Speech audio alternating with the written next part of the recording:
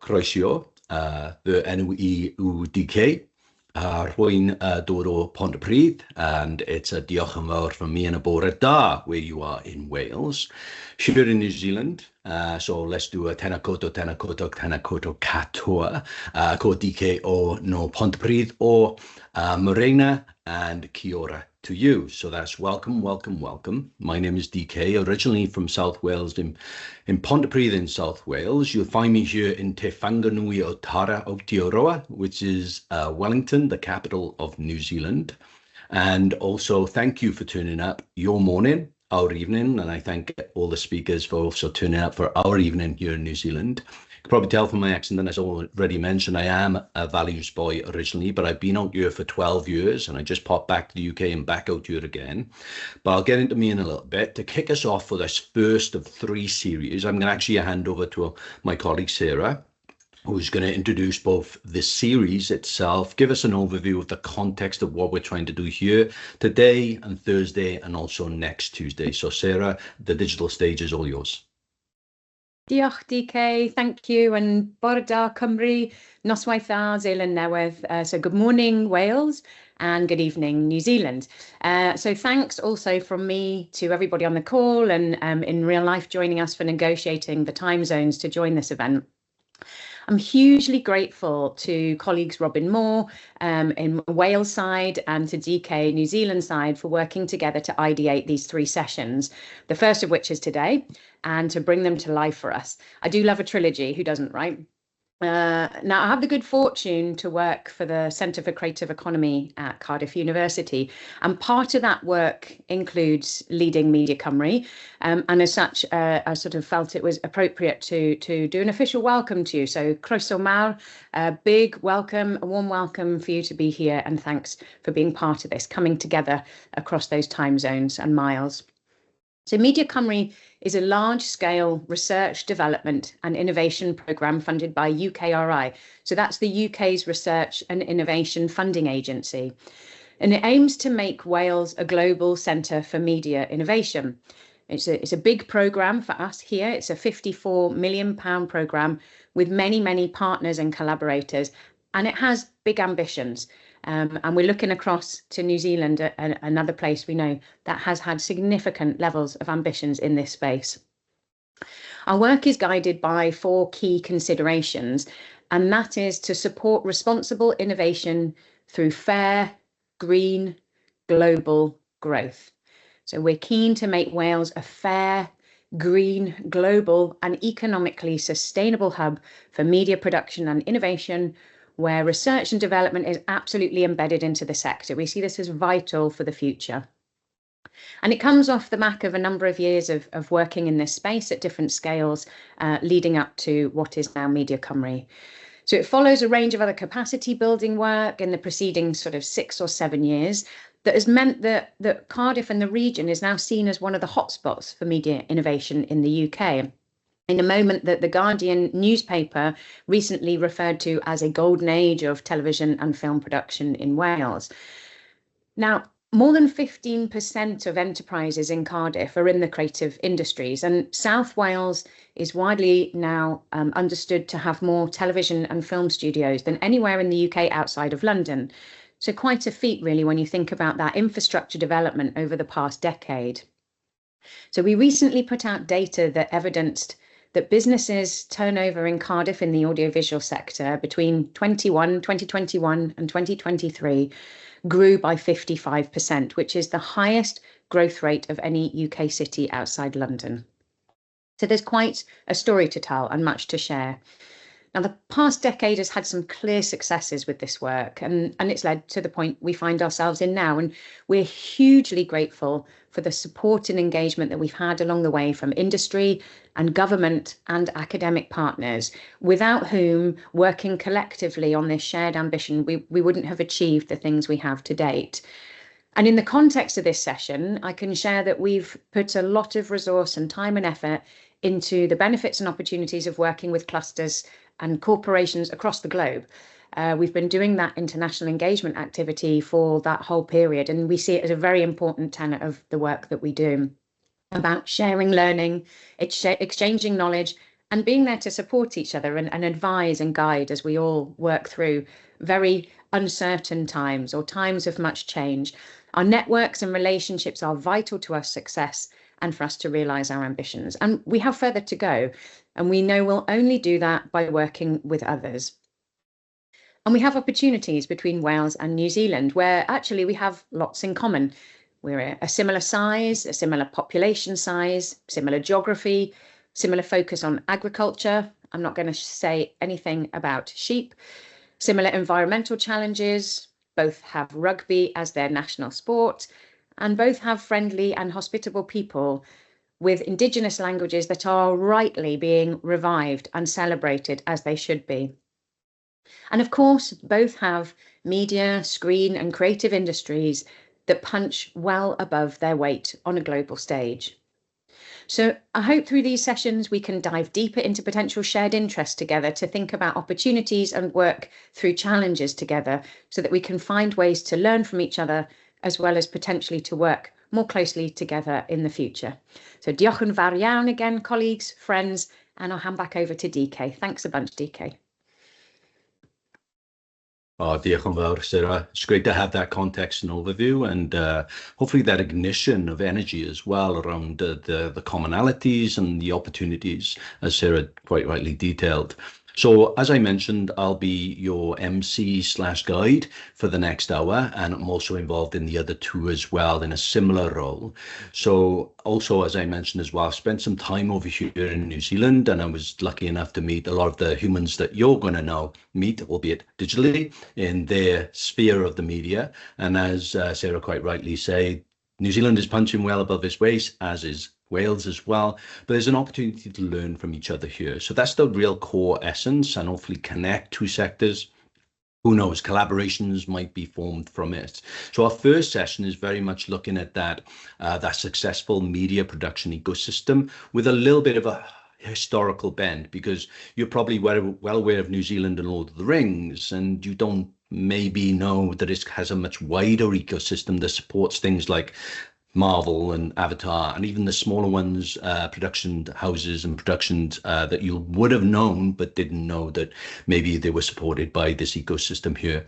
So we have two gentlemen with us today who's going to kind of uncover through their experience what they were both involved with, what they saw, what they delighted in, what they manufactured in terms of produced themselves and was involved with, and also what they saw upon reflection now looking back at their esteemed pedigree. So we're going to give them a good 15 minutes each just to kind of situate them to you in their pedigree and legacy, and also the wider world of New Zealand and our media ecosystem landscape. My role as an MC as well is to probably just provoke, ask a few questions, but then it's over to you. You as the participants, the attendees here. I really encourage you to extract as much from these gentlemen as possible and steal like an artist, as Picasso once said. So ask those questions. The way to ask those questions, the classic chat. So we got on Teams the chat functionality turned on for you. So don't wait until the end. Maybe ask the questions as you go so you don't forget them, but they might be covered. You never know. And I'll try to keep an eye on that best that I can. But those will be your conduit for asking questions throughout. A little bit about me, just very briefly. I'm a creative producer. I do a lot of events and scaled stuff in both here and across the world. Very lucky to be bouncing around a lot, and I'm also a speaker coach as well. So that's a little bit about me, and I run a lot of TEDx's here. I was TEDx Wellington licensee for a while, and I also run a lot of in-house curricula for some of the media companies, hence why I know a little bit about this stuff, but I wouldn't say I know everything.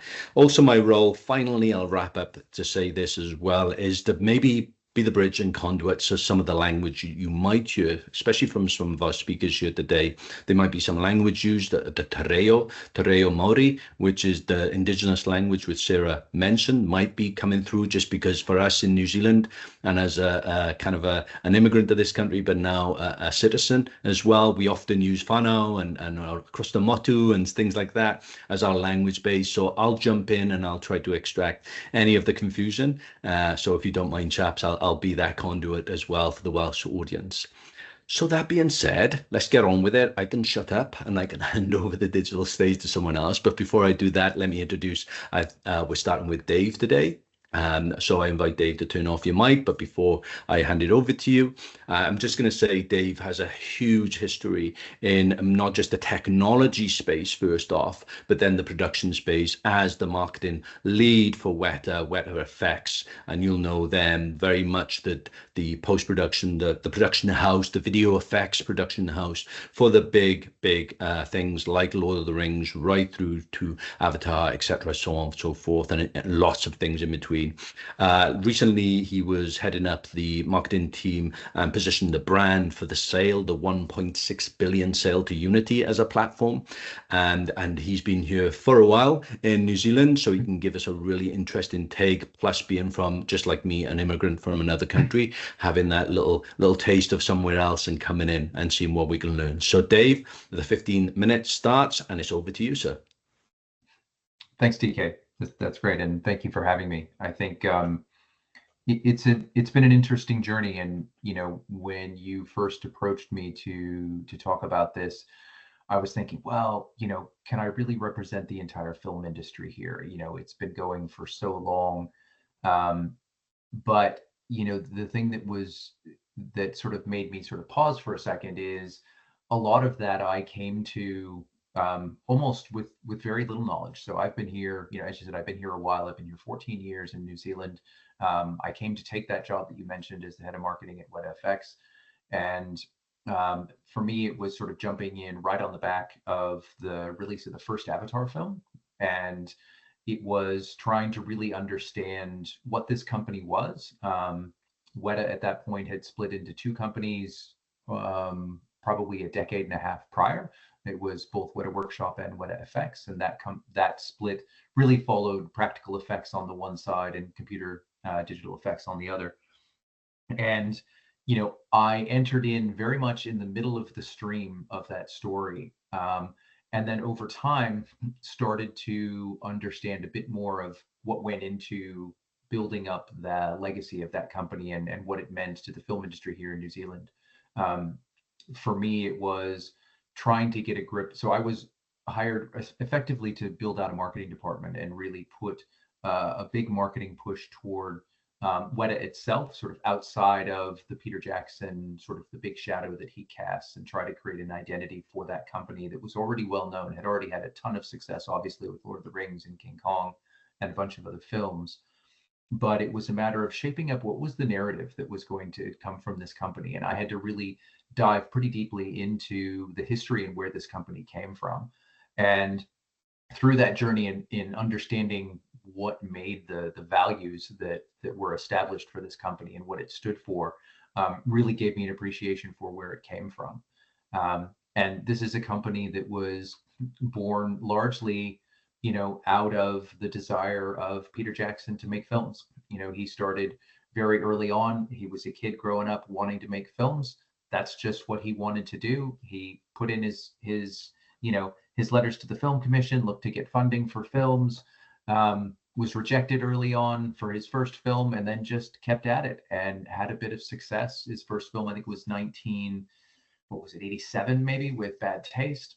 And then sort of just kind of continued to move forward, built some partnership, built some relationships. Richard Taylor and Tanya Roger, most importantly, at that point running RTFX. And they sort of evolved what they were doing. Peter wanted to tell more stories, started bringing in more ambition, more sort of storytelling, and building really and attracting a group of people that had ambitions beyond local filmmaking. Now, this was not the first time, and the New Zealand film history, as I'm sure Richard will get to as well, does not start with Peter Jackson. It is a long and storied history here, but really when we talk about that big scale in terms of growing an industry on a global platform, Peter's presence is enormous. It looms very large over the entire thing. And there are a couple of, I think, key factors that I want to touch on really briefly that enabled the sort of path forward. When you look at the decisions, the first one was that Peter, when he had his success and had his first early success, he very much had the opportunity to do that work anywhere he wanted to do. He could have gone to Hollywood, he could have gone anywhere in the world. but he chose to stay here in New Zealand. And that made a huge difference for the industry here, in terms of bringing international attention, bringing international talent, and really allowing other people to take advantage of the relationships and the spotlight that he created on his journey. The other thing that Peter did was he was a very astute businessman, and the way he looked at the business, he understood not just the creative side, he understood the business side of how these films were being made and how they find their way into a global marketplace. And so Peter started establishing a more sort of vertically integrated business, looking at stages, looking at post-production and sound and, film lab, and really understanding all the things that you would need to be delivering world-class filmmaking, and started supporting those and building those out over time. And those were things that were obviously good for his businesses and his films and his companies, but also provided a great infrastructure that the rest of the film industry in New Zealand could take advantage of.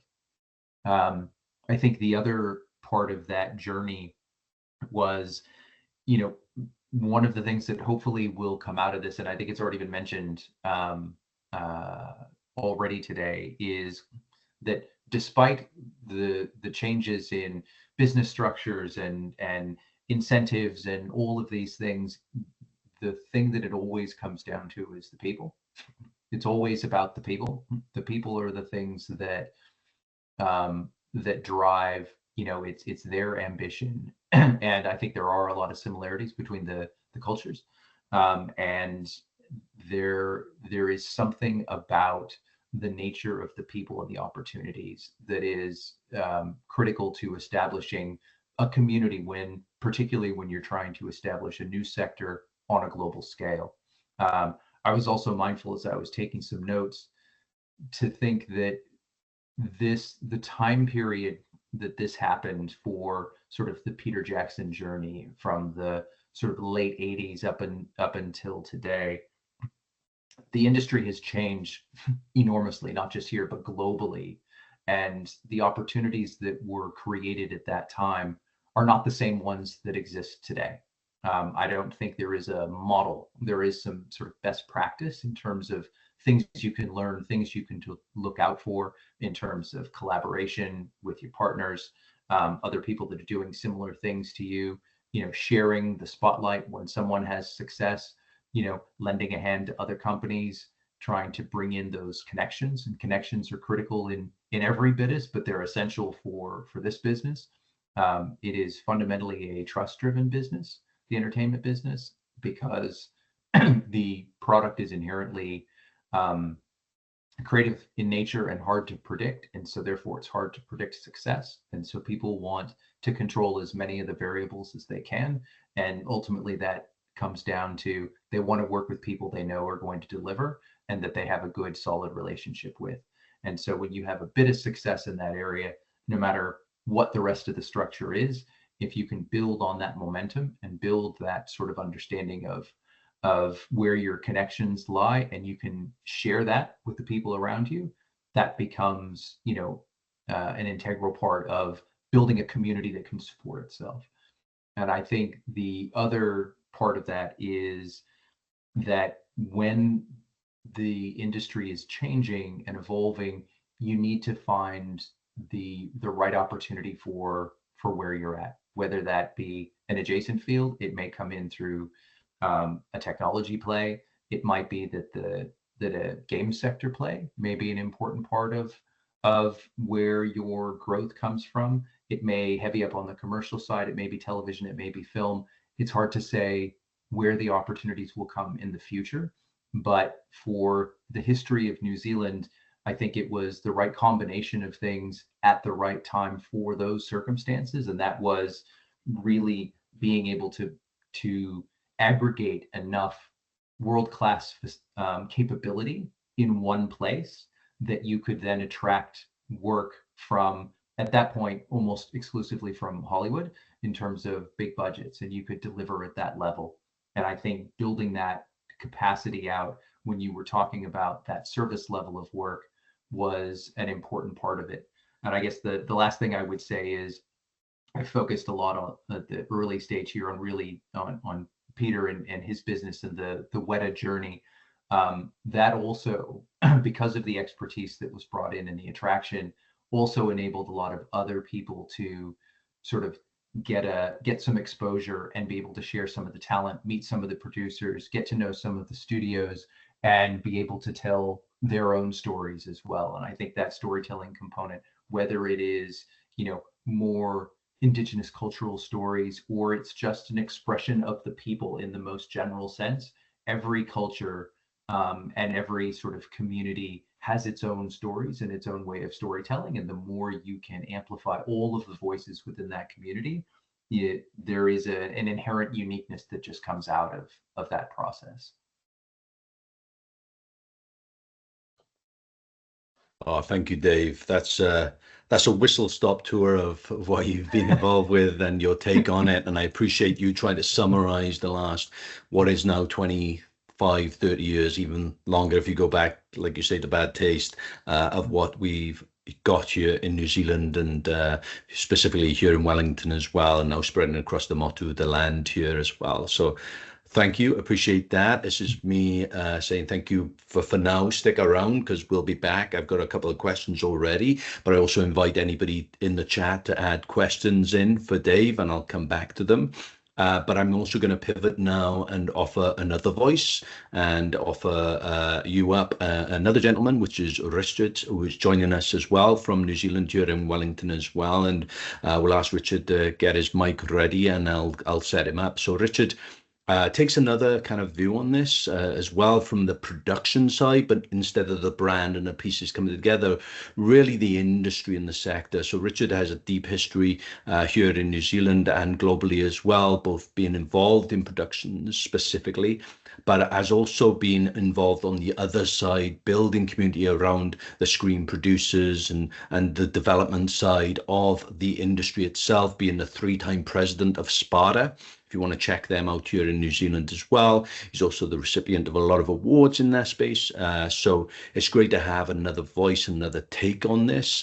So Richard, I offer you another 15 minutes as well, and hit us up with your insights about the history of this successful media ecosystem that we have here in Aotearoa, New Zealand. Thanks, DK, for the very generous welcome and intro.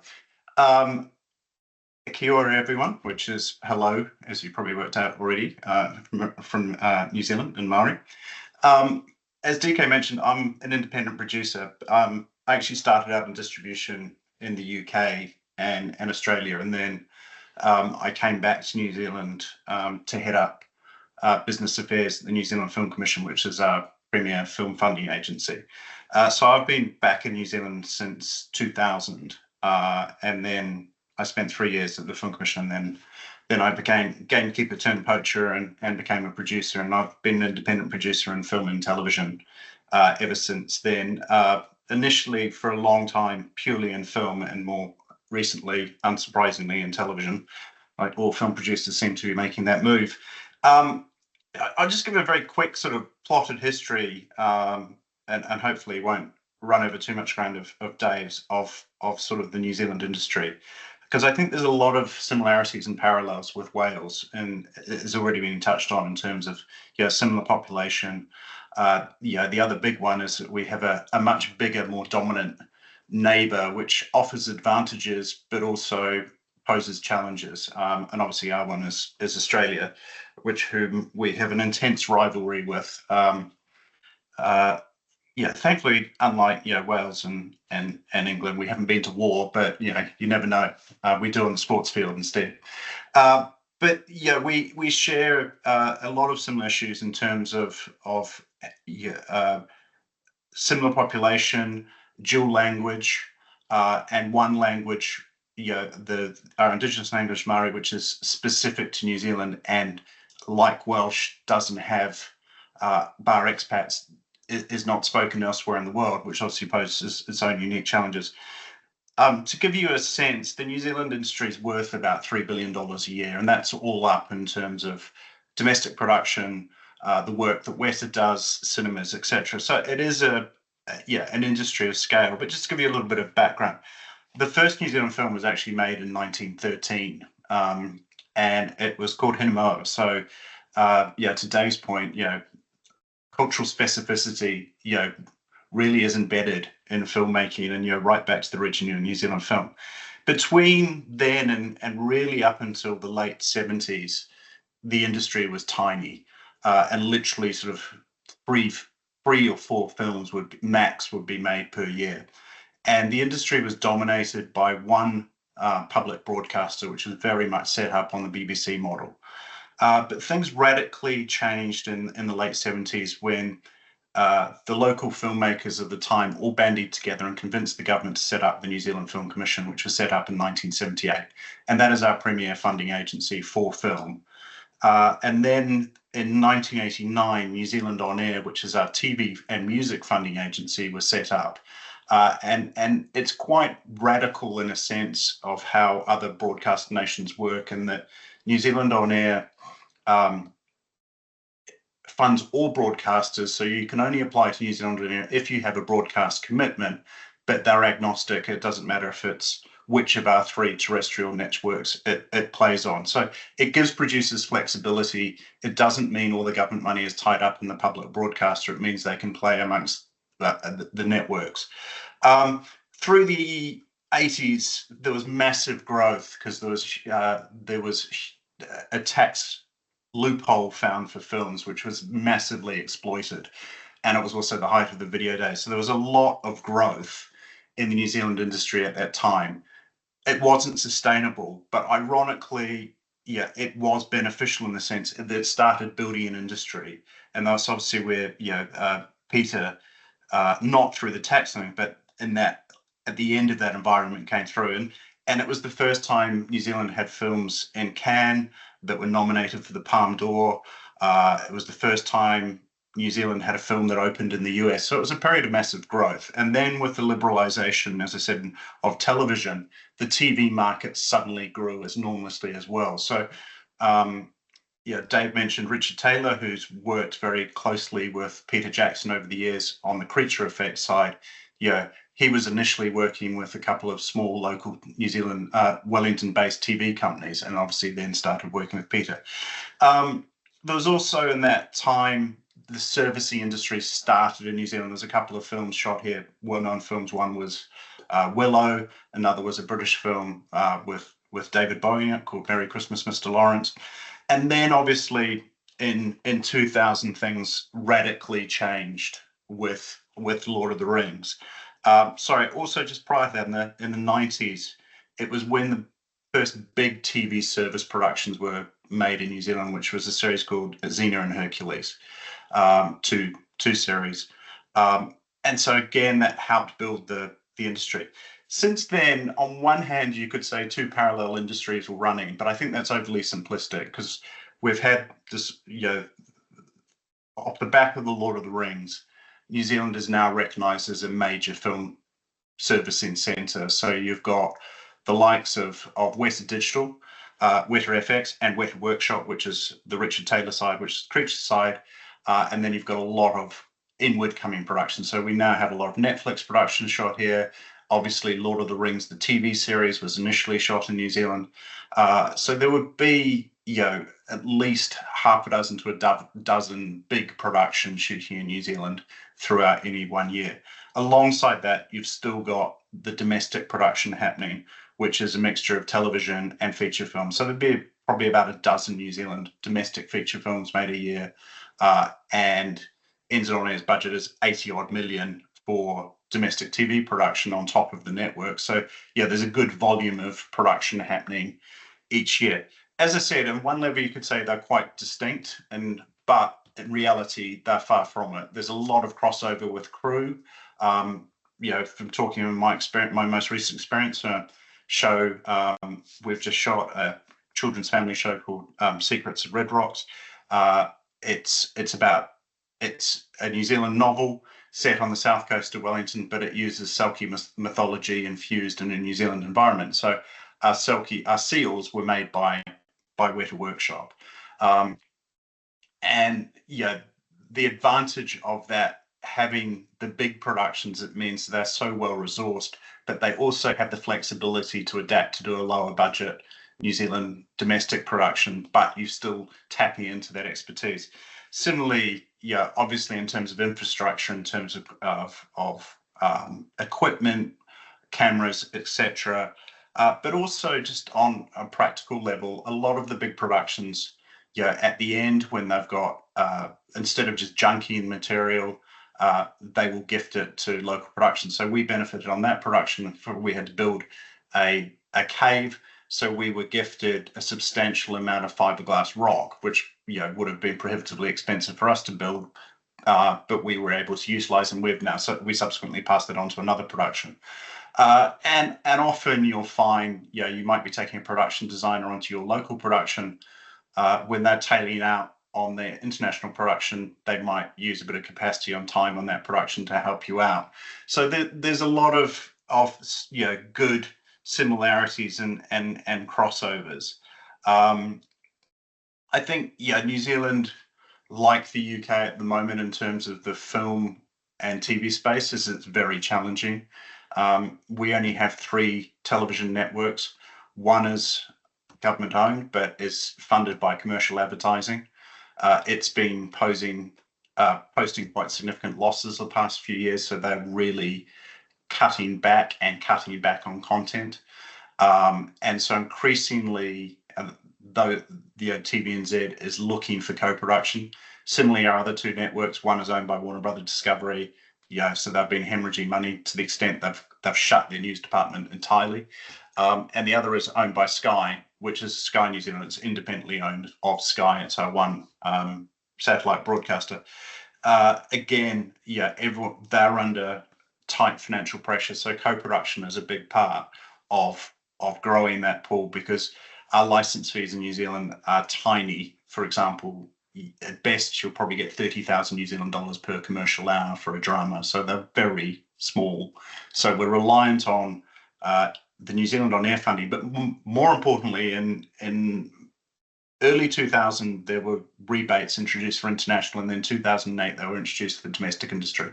International, they're around 20 to 25%, and the domestic industry, they're 40% for film and television. So, we're actually in a very strong position, for my current production. I was able to go to the market with 75% of the money through a combination of New Zealand On Air, license fees, and the rebate. So it makes us an attractive co-production partner. That's an extreme level because it was children's family, but generally you'd probably be able to bring about sort of 50% of a budget for TV and potentially more in the film space to the market and work as a co-production partner. Obviously, New Zealand has a co-production agreement with the UK and has done a lot of co-production with the UK over the years, particularly in the film space in the sort of mid-2000s when there was the sale and leaseback schemes, etc.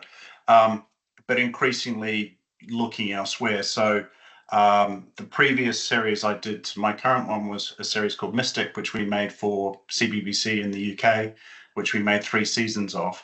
And that wouldn't have been possible without the BBC license fee. So it definitely is an area that New Zealand's looking at actively to grow our pool. And I'm sure, Wales is in the same position that you can't. It's hard to fund out of your own market, so you have to look elsewhere. Ironically, I think you immediately think the 12-hour time zone is problematic. In many ways, it's enormously advantageous because effectively you can have a 24-hour working cycle. But it does tend to work well as a the UK in the broader sense, including Scotland and Wales, works well with New Zealand. We have that common history, common language, very similar sense of storytelling, and very similar working methods. So, I certainly see a big future in co-production between our countries. And that's probably a good way to end. Ending on an invitation. I love it, Richard. Thank you very much to wrap that up as well. And it's a provocation as well to people on the line. And I'm hoping you're getting a sense of what New Zealand has achieved, how it's achieved it, but also what we can achieve together as a global kind of network and ecosystem. So this is me to remind you all who are participating, both online and in person in Tramshed, to think about your questions ready for both these gents, or to one of them or both of them. I don't really mind. We can do it both to chat, and if someone really wants to ask it via audio, I don't mind if you stick the virtual hand up. We got Robin helping us out and some other people helping us out. So if I miss it, someone else will tell me and they'll jump in. So you got a great opportunity now to extract some wisdom, but as the MC, I'm going to play my privilege card, if that's okay, and ask the first question, just because I saw some commonalities between both of you talking about that community ethic. And that's my words, not yours. When Dave was talking about the media is a trust business based on trust and collaboration. And then Richard, you talked about literally being lent the rocks that you could then gift on as well. Now, in many industries and sectors, stuff like that, you own, you double down, you don't share, and that sharing ethic and that community ethic. I wonder if you could talk a little bit more about that from a perspective, upon reflection now. Is that a cultural thing? Is that a media thing? Or is that as expected? Or has that been designed as well? So I'm going to start with Dave, if I can come back to you and just broaden that out for us. It's probably a combination of all of those things. I think, when I look at it, some of it comes from, when you listen to Richard talk about how productions come together and the different ways the industry has evolved. One of the things that we look at here, and there's a lot of discussion at all different levels, is how do you maintain the talent pool, right? Because the ebbs and flows of international productions are hard to predict, and the local productions are a little more solid in terms of the volume, but you get these big swings, and so you have a look at where people are moving throughout the country, not just within regions, and then some having to go to Australia or coming back and forth for different productions. And so there's an element of, we're all kind of in this together, because we're all, at the end of the day, we're sharing resource, whether it is a concept, designer working on a big production and then working on a local production. It could be writers, it could be actors, certainly it's producers. You see a lot of shared expertise, and everybody's working locally and in the same places. And, there aren't that many stages as well here in New Zealand. So you end up meeting people. And, I think part of it also is cultural, in that fundamentally it's a creative industry. One of my friends always used to say that, filmmaking is probably the largest, collaborative art form that there has ever been. You're talking hundreds and hundreds of people. And so there's an inherent, I think, desire to help each other out and keep the community strong, particularly in smaller countries and, countries that have ambitions and are, trying to punch above their weight. There's a little bit of, hey, I'm going to do what I can. I will say, because I'm not a Kiwi, I think it is also something in the, in the culture here. I think I have always found the people here very warm and sharing, as a population. So I think there's something to the New Zealandness of it as well. But I think it's kind of, it's symptomatic of a small industry looking to really bind together and grow collectively. And I think it's essential for people looking to really scale up on a global scale like that. Oh, thank you, Dave. Richard, over to you. What do you think about that question and Dave's response? Yeah, I mean, I'd agree with Dave. Yeah, I'm a born and bred New Zealander, so I think there's an expression in New Zealand, and which has got a bit cliche, but it's number 8 wire, which refers to fencing wire. Obviously New Zealand being a big agricultural country, it's what used to keep the sheep in. So there's a number 8 wire mentality, which basically means you can make do with whatever you have, and normally it's little. That is still infused within the culture. But I agree with Dave too. Is with a small population, inevitably, you know a lot more people. You know a lot of people, and there's a lot of interconnection. So generally, on any if there's two productions going in at a time, absolutely people will know each other on the others. And yeah, in reality, on the bigger productions, there'll be a handful of line producers. So there's probably a dozen line producers, and they all know each other. So there's constant communication between productions and production teams, just in terms of logistical things about, when are they shooting, when might the crossover be, but also on those practical things about, can we help you out? Because another element, I just remembered, talking then on Red Rocks, one of the other productions, which was a massive, I can't remember which one, but massive US production, they had a whole load of excess timber they hadn't used, and they gave that to our construction team. So it's just, and we were aware of that because there's a website now being set up, or a Facebook page or something, where productions at the end will gift whatever materials they can away from an environmental perspective. And you can do that in a small country also, because physically New Zealand is not huge, like Australia. It's not expensive to ship something from Auckland to Wellington. It's an 8-hour drive. So it's the size is actually, both in terms of population and physical size, is an advantage, not a disadvantage, because it means there's a lot more interconnection and ease of travel, etc. And the other part of your question, there hasn't been anything structured set up to happen. It's just happened organically. And I think, with Dave talked about the ebbs and flows, local production tends to be consistent, in terms of there's X amount of funding available each year, so a certain number of productions are going to be made. Where the international service can fluctuate more depending on rival incentives, exchange rates, etc. So as a result, there's a lot of movement of crew who will work in both domestic and international. It's really only producers who tend to be in one or the other potentially, but crew and cast absolutely constantly flip between the two. So as a result, there's a lot of shared knowledge and a lot of shared infrastructure.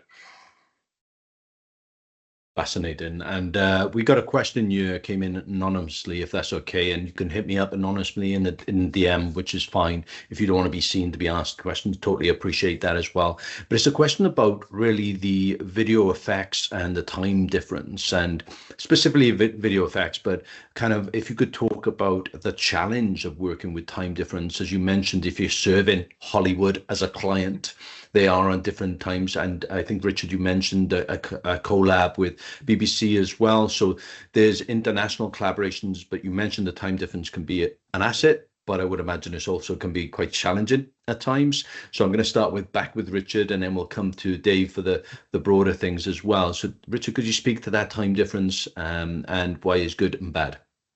I think we're quite lucky in New Zealand, and in terms of the UK, it's 11 or 12 hours, which actually works quite well because you've got the morning and the evening. It can be tough. UK lawyers are notorious for never working outside their own hours, so you're having to calls at 11 o'clock at night. But it can be really valuable, as I said. So when you're trying to pitch a lot, for example, you can send something in the end of your day. You wake up the next morning, and you could well have feedback. So that's where it can be really valuable if you're under a lot of time pressure. The flip side of that, is it can be really challenging, because if you lose a day, you could lose 2 days. So it comes back to another point Dave made. It's about trust and building those relationships that you have to have. If you are doing co-productions or working with international partners, you really need to build those relationships to make sure they're really strong. So if there are communication challenges, they can be quickly addressed. But I think technology, the fact we're doing what we're doing now, which we wouldn't have comprehended even 10 years ago, it makes it just so much easier. And obviously too, just the volume of material that you can physically send online now at high quality is, you're not having to compromise to the same extent that you did in the past. Cool. And Dave?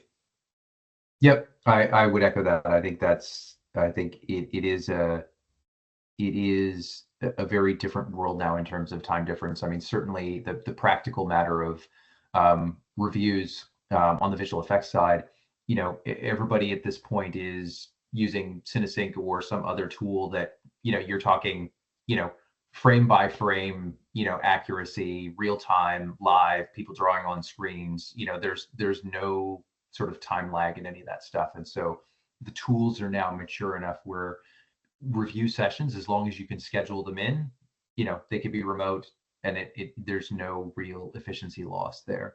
I think there is a benefit, and I definitely think that Wētā benefited from this for a period of time, which is sometimes that distance is a good thing when you have studio bosses that are on the other side of the world, and sometimes you just want to be in your corner squirreling away with nobody popping by for a visit. Like nobody pops by to New Zealand for a visit to just check on things on a Thursday, right? So there is an element if you kind of get left alone, and when people come, you know they're coming, right? Because they've got it's a 13-hour flight, and you know it's a thing, it's an endeavor.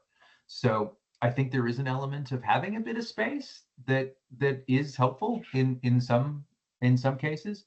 But you know, again, I think it is down to that trust. The only way you can really build those strong creative partnerships is, you know, they know you're going to go away and do your thing, but they trust you to go and do it, and you're going to come back and deliver something good. So I think there is that element of it. But I think, you know, in today's era, I think you can overcome time zone differences pretty easily, and certainly the visual effects, you know, side of it is also, you know, the way the work is scheduled. You know, you work in the morning, you get it reviewed, the stuff that gets final gets sent off to the client or gets sent off to get rendered. You come in the morning, you get notes, you do it all over again, right? It's always, you know, it's the age-old joke. How long does it take to render something? It's always overnight. It will always be overnight. You're just rendering more stuff, right? So the cycle is always overnight, and so you can fit that flow in, and you can make it work from pretty much anywhere. Brilliant. Thank you, chaps. We got a couple of questions from the chat, and I noticed Luke with a great question, and obviously a huge LOTR fan. We're actually gonna do our next session, which is on Thursday, specifically on gaming, Luke. So if you pop in for that one, we'll be able to answer that question more specifically. So there'll be lots of learning about what Wales can learn from the New Zealand sector in terms of their growth of the gaming community across all different disciplines there. So thank you for that. If you don't mind, I'll just deflect that till Thursday. And then a specific question from Gavin there about how could you use the rivalry, which was mentioned by Richard as well, to your advantage? That's a really creative and open question, so I'm going to throw it back to Richard to answer that. That's a tough question, because New Zealand had its struggles. I think in broader terms, New Zealand companies really struggle in the Australian market. There's a history of New Zealand companies trying to set up in Australia and failing, because we're very similar but quite different, and it's a much more aggressive style of doing business in Australia, which New Zealanders can find quite challenging. But saying that, there's a huge amount of movement between the two countries because we have an open border between the two. So in respective downtimes, workforces will move between the two. New Zealand actors particularly get a lot of work in Australia, and that in turn is beneficial to us because it's building our profile. We also have an advantage. It's a mutual advantage, but it works better to our advantage, which the Australians hate, because we have a common market in the sense as well that there's no restriction, there's no trade restrictions between the two countries. SPADA, which is the pact equivalent, took a legal case about 25 years ago against Australia, which means New Zealand content qualifies as Australian content for their TV quotas. So it means that there's an attraction for Australian broadcasters to buy New Zealand content. The great thing is, because New Zealand signed up to all the free trade agreements, we have no quota, so Australians don't get that benefit, but we do. So there's things like that, and also there's a nice quirk with the New Zealand and Australian co-production treaties. If we were doing a co-production with the UK, for example, Australians qualify as New Zealanders, and similarly, if Australia was doing one with the UK, New Zealanders would qualify as Australians. So there's a lot. It's yeah. I guess you sort of, in a way, it's sort of it's a sort of form of the EU. Obviously without the Brexit component. But yeah, the extraordinary thing is you'd think there's a lot more in common and a lot more sort of film and TV business between us, but sort of we're too similar but too different, and so it's sort of hard for us to work that. Yeah, we don't tend to play that nicely, which is unfortunate. But also fortunate. The other side of that. The other side of that is you need somebody to push you, right? It's always good to have somebody say, "Oh, we're a little bit better than you. You're not doing that right?" So there is a little bit of competitive rivalry that I think is good to keep you honest. I think that is helpful. Love that. Well, we're coming into the last 10, so I'm going to ask you to go a little bit punchy. I know that we have Gerald that wants to ask an audio question, so we'll ask Gerald to turn on his mic and keep it punchy if you like, and your responses accordingly as well, gentlemen. Gerald? Hi everybody. A few years ago we had a graduate actually who came from New Zealand, and she worked in our studio in the valleys here, did some work experience, and then she went back, and I think she's now working at Wētā actually, and that was completely informal, that arrangement, but I think it was a good, it was mutually a good experience, because for her I think it was a new experience to come to Wales and that, and obviously I wrote a reference for her. And so I just wondered if there's a way of sort of more formalizing something like that, that kind of exchange, in the future. Yeah, I'll jump in really quickly. I think there is a good opportunity for that. One of the things that we talk about here in New Zealand is, certainly from a WETA perspective, when I was there, one of the challenges was, getting new crew. The universities weren't graduating enough new students that were ready to join in, and so we'd have too many numbers, and there aren't enough small and medium-sized companies who are also in the same space where we could draw people. So maybe there's an opportunity for some of those exchanges where people can move maybe out of WETA or start someplace else, go and do some time in Wales at a sort of a medium-sized facility, get some experience, and then come back. And so that exchange could be not only just cultural, but we may be able to find a larger middle tier where people can learn different skills and different experiences and then come back in both places. And before you answer, Richard, I'll give you a chance to answer that, but we got a kind of a corollary question, which is, do you have similar organisations like Media Cymru in New Zealand, Richard? And you could probably speak to that both in terms of the tandem of responding to that first question as well.